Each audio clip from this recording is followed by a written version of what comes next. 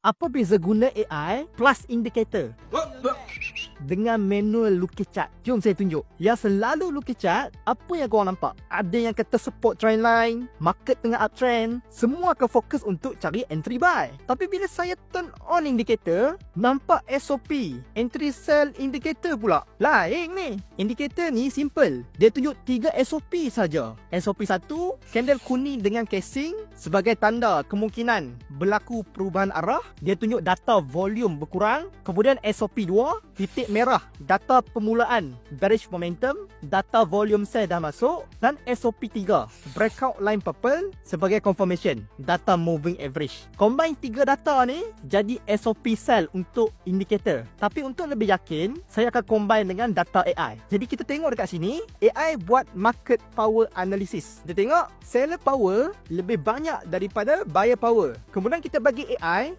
buat multi time frame technical analysis. Kalau berlawanan dengan SOP indicator, kita jaga entry lah. Kalau sama dengan SOP indicator, barulah kita ambil data tu sebagai rujukan. Dan kalau korang trade waktu US session pula, waktu malam lah, waktu Malaysia, kita boleh bagi AI ni buat news analysis. AI akan buat rumusan ringkas berkenaan news apa, bila berlaku dan kesan high impact news ni. Jadi dengan bantuan indikator dengan AI ni, barulah saya tak pening nak cari buy ataupun sell. Combine dengan data tadi, saya sendiri lebih yakin untuk entry sell. Sekarang jam 1.30 petang, saya entry sell dahulu sebelum UK session start pukul 3 petang, sebelum institution masuk. Nanti jam 3 petang kita tengok result. Orang yang lukis chart ni mesti kata saya gila wahai, sebab entry dekat support waktu market tengah uptrend. Tapi tak apa, kita tengok result nanti. A few moments later. Okey, sekarang jam 3 petang, korang nampak sendiri dia dah break support trend line dan dah mula buat downtrend. Dalam masa 2 jam je,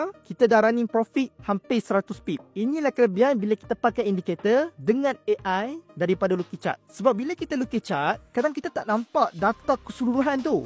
Sebab otak dok fokus combine teknik lukis macam-macam. SRR, SND, trendline, chart pattern, candlestick pattern, engulfing, bull elite wave. Kita jadi pening. Bila guna indikator dengan AI, kita dah tak perlu habis masa 10 ke 30 minit untuk fokus lukis chart sampai kita emosi. Sebab indikator dah auto lukis, auto mapping. Kita buka chart je, tengok indikator, combine dengan data AI sebagai rujukan. Tu je. Simple. Newbie yang tak pandai lukis chart pun boleh trade sebab mudah. Dan saya sendiri menyesal. Kalau saya tahu kaedah ni lebih awal, saya tak perlu habis duit beribu pergi kelas belajar lukis chart. Dah lah susah bertahun untuk belajar. Guna indikator dengan AI je, duit pun jimat. Dan cuba korang bayangkan, korang guna indikator dengan AI ni waktu tengah driving, berhenti dekat traffic light, buka phone 2-3 minit je dah boleh entry. Ataupun dekat dalam office, dalam toilet, tengah meeting ke, tengah kelas, tengah dating pun boleh entry sebab kejap je. Tapi saya faham, ramai je tanya, susah ke nak belajar? Berpuluh indikator saya dah try,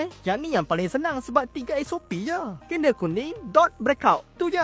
Dan korang jangan risau, yang nak belajar, korang akan dapat free ebook, access learning portal, video tutorial, personal guide dan kelas online setiap minggu untuk ajar korang step by step. Senang kan? Jadi yang berminat nak belajar guna indikator, boleh klik link di bio, trade indicator AI. And saya lupa nak inform, past result not indicate future result. Dan yang ni bukan financial advice sebab trading tetap ada risiko.